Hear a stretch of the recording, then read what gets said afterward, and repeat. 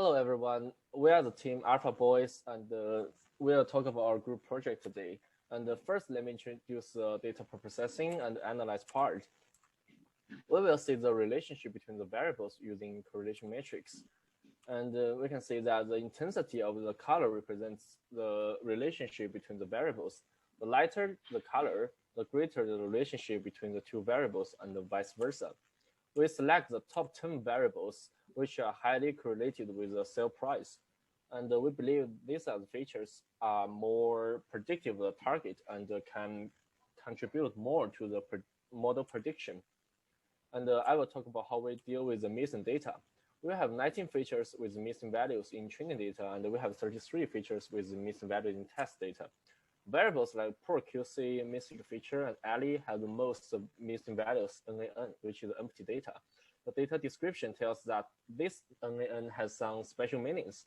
For example, like NaN in poor QC refer to no pool. And here we will replace NaN with none in those variables instead of just imputing them.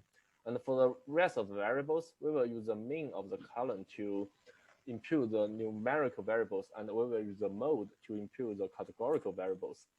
And for target variable sale price, we will use the formula log 1 plus x on target variable to decrease the skewness and the kurtosis.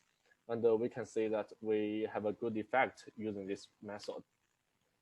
And we also did the data standardization.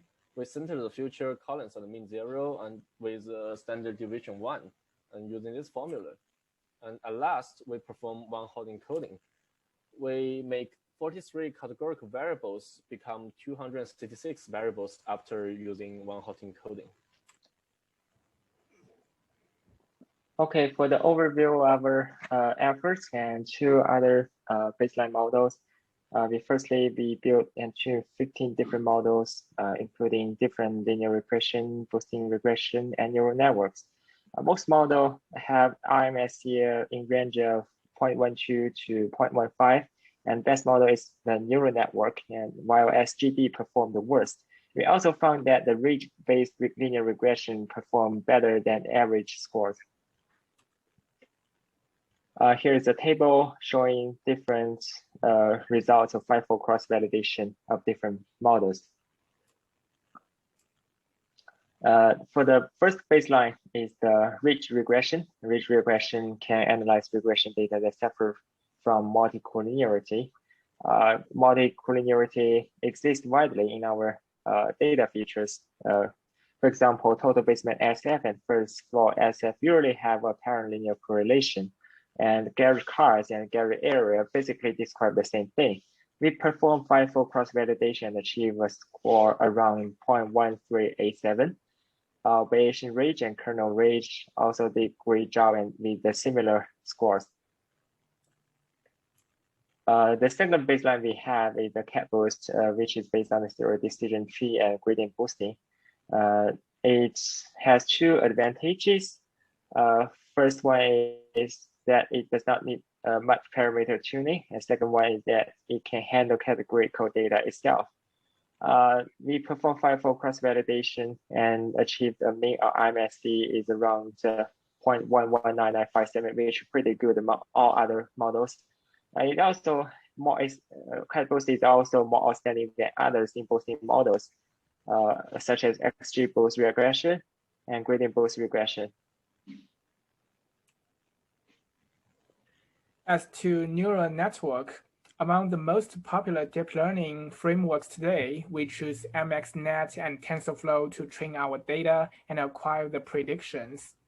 When it refers to observing how different variables change the final fitted outcomes, we used control variables methodology, which is to change just one variable to see how the values vary, whereas maintain other variables as the same.